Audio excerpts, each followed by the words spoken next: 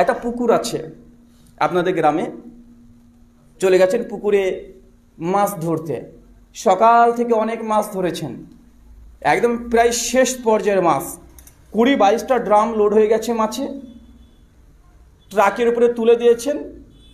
কাজ শেষের মুহূর্তে, শেষ মুহূর্তে গিয়ে দেখছেন একটা পুকুর, যে পুকুরটা আছে পুকুরের ভেতর আর একটা গর্ত আছে দেওয়ালে, থাকে না হয়ে যান, কেবল উঠে আসছেন যে সমস্ত মাছ ধরে ফেলেছেন, কিন্তু ওই গর্তে যেন দেওয়ালে যে গর্ত আছে ওখানে কি একটা নড়ে উঠেছে। আপনি তাকিয়ে দেখছেন, আরে আরেকটা মাছ আছে, তো একটা বড় মাছ আছে 500-700 ওজনের হবে।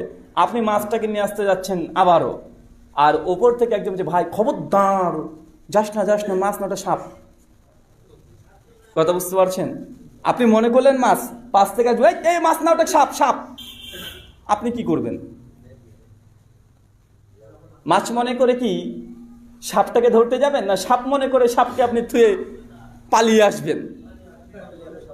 জি, আপনি সাধারণ মানুষ, বলছেন না যে হুজুররা এক এক হুজুর এক এক কথা বলে, কোনটা মানবো রে বাবা?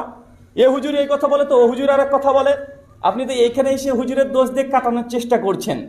যখন আপনি পুকুরে মাছ ধরতে গিয়েছেন, দেওয়ালের মধ্যে এখন মাছ লুকিয়ে আছে না সাপ আছে, আপনি প্রায় সমস্ত মাছ তুলে নিয়েছেন অলরেডি।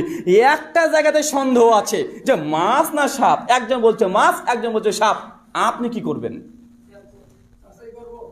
হ্যাঁ, যাচাই করতে গিয়ে কি ওই গর্তের মধ্যে হাত ঢোকাবেন? হ্যাঁ, এখন যদি গর্তের মধ্যে যাচাই করতে গিয়ে হাত ঢোকান, তাহলে জেনে নেবেন ট্রাকে যে 22 পেটি মাছ তুলে রেখেছেন সব শেষ।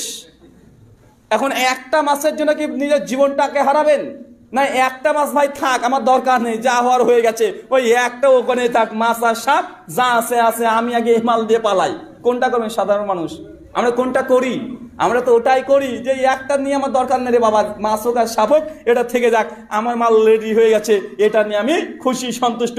আপনি নিয়ে চলে যাচ্ছেন। ভাইজান, শরীয়তকে যদি এইভাবে বুঝতেন, নিজের জীবনের মূল্য, নিজের সম্পদের মূল্যের মতো শরীয়তকে বুঝতেন, যদি আপনি মনে করতেন যে এক হুজুর বলছে এটা বেদাত, বেদাত মানে হারাম কাজ, আরেকজন বলছে না এটা ভালো কাজ, আপনি যদি মনে করতেন যে না এক হুজুর বেদাত বলছে, একজন সুন্নাত বলছে, এখন হুজুরদের মধ্যে মারামারি, তো আমার দরকার নেই বাবা মাছ মনে করে সাপ ধরা, আমার দরকার নেই বাবা এই বিদাত না এটা ভালো কাজ, এটা দেখার দরকার নেই, হুজুরের মধ্যে সন্দেহ, ওই কাজ থেকে দূরে থাকি বাবা, কারণ এটা তো আমাকে ফরজ বাধ্যতামূলক কাজ নয়।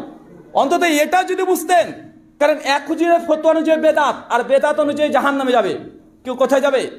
জাহান্নামে যাবে। আর এক হুজুর বলছে না এটা মুস্তাহাব আমল, ভালো কাজ করলে নেকি হবে, না করলে গোনা হবে না। কথা বুঝতে পারছেন? নফল কাজ করলে নেকি হয়, না করলে গোনা হয় না। তো বাবা তোমার ওই রিক্সে যাওয়ার কি দরকার? ওই রিক্সে যাওয়ার কি দরকার? যদি প্রথম হুজুরের কথাই ঠিক হয়ে যায় বিদাত এই আমলটা, তাহলে তো জাহান্নামে যাবেন। দ্বিতীয় হুজুরের ফতোয়া অনুযায়ী এটা নফল, নফল মানে করলে নেকি হয়, না হলে গোনা হয় না। তো তার ফতোয়া মেনেও যদি আপনি আমলটা না করেন, অন্তত গোনা তো হচ্ছে না, সাপের কামড় তো খেতে হচ্ছে না। আপনি যদি এখন সাপের কামড় ওর কথা শুনে যদি হাতও দিতে যান, বা নিজের বুদ্ধির উপরে চাপ করে যদি হাতও দিতে যান, বুঝলাম ওটা মাছ, কিন্তু যদি সাপ হয়ে যায়, কথা বুঝতে পারছেন না ভাইজান? আমরা দুনিয়াটাকে খুব ভালোবাসি, খুব ভালো বুঝি, নিজের সম্পদকে আমরা খুব মূল্যবান মনে করি, নিজের জীবনটাকে মূল্যবান মনে করি, তাই আমরা জীবনে কখনো রিস্ক নিতে চাই না। কেউ ধর্মের ক্ষেত্রে হুজুরের উপরে ভর দিয়ে আমরা টুকলি করে পাস করার জন্য খুব অভ্যস্ত আছি না নাই? আমরা অভ্যস্ত, ওখানে না হুজুর বলে দিয়েছে, এখন আমার দরকার নেই, যে হুজুরের কথাটা আমার মনের মতো হবে সে হুজুরের কথাটাকে মেনে নেব। কোরআন হাদিসে থাক চাই না থাক, আছে না নাই?